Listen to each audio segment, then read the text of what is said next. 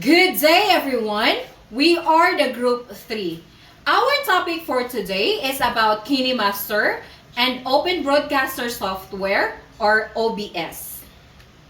I am Roxanne P. Cervantes, your presenter. Now, what is KineMaster? How does it work? Who invented KineMaster? When and where was KineMaster made? KineMaster is a mobile software specifically used for video editing purposes. Users are able to download and edit imported projects. The founder of KineMaster application is Lim II Tait. This software was first released on December 26, 2014 at South Korea, Asia. There are 10 KineMaster tools. First is multiple layers, keyframe animation, chroma key, speed control, reverse playback, green screen, text, audio, stickers, and templates. Multiple layers, you can add multiple layers of video, audio, and images to your projects, allowing you to create complex compositions.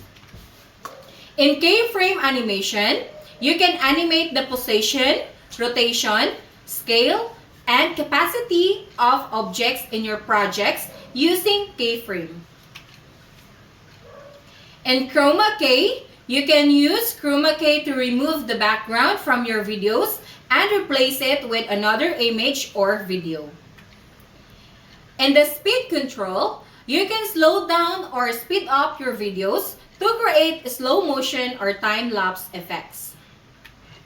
In reverse playback, you can reverse the playback of your videos to create a backwards effect.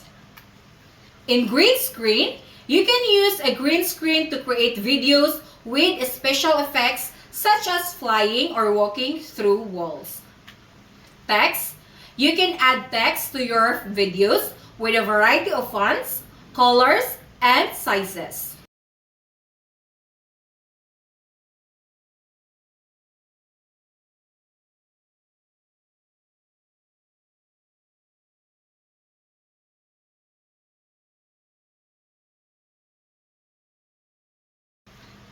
You can add audio to your videos such as music, sound effects, or voiceovers.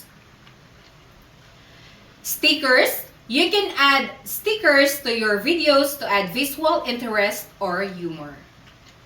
In templates, KineMaster has a library of templates that you can use to create your videos quickly and easily. Using KineMaster, a video editing application, in teaching can have both advantages and disadvantages for teachers or school leaders. The first advantages is enhanced visual learning.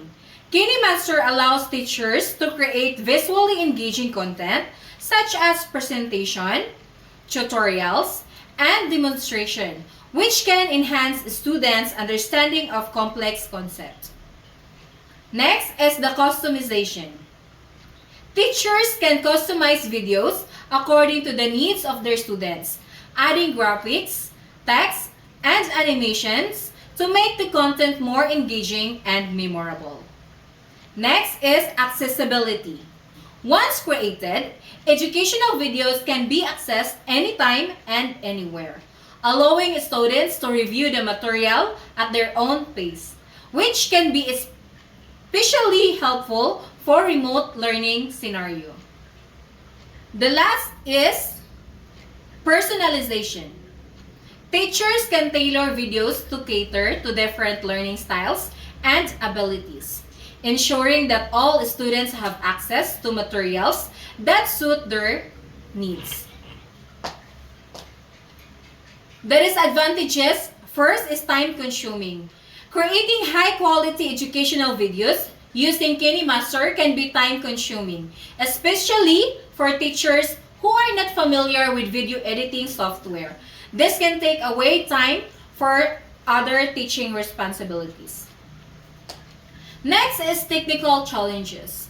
Some teachers may struggle with learning how to use KineMaster effectively, especially if they are not tech-savvy. Technical issues such as software glitches or compatibility problems may also arise. Next is cost. While KineMaster offers a free version, some advanced features may require a subscription, which could be costly for teachers or school with limited budgets. Next is accessibility issues. Not all students may have access to device or internet connections capable of streaming or downloading videos created with KineMaster, which could create disparities in learning opportunities among students. Overall, while KineMaster can be a valuable tool for enhancing teaching and learning experiences, it's essential for teachers and school leaders to weigh the advantages against the potential challenges and consider how best to integrate video content in their educational practices. The advantages for the students in using the KineMaster application are the visual learning, collaboration, skill development, and accessibility. In visual learning, video content can aid in better understanding topics, making learning more engaging and effective. In collaboration, fostering teamwork and communication skills. KineMaster helps students develop valuable video editing skills in today's digital world. And accessibility, this kind of application, it is user-friendly and accessible on mobile devices, can edit videos anytime and anywhere. The disadvantages are distraction, time-consuming, accessibility issues, and quality control. Students may get distracted by the features of the app, leading to a loss of focus on the learning objectives. Video editing can be time-consuming, potentially taking away time from other academics, activities, or assignments. Accessibility issues. Not all students may have access to compatible devices or a stable internet connection. And some students can't afford to buy mobile gadgets or they are living in rural areas.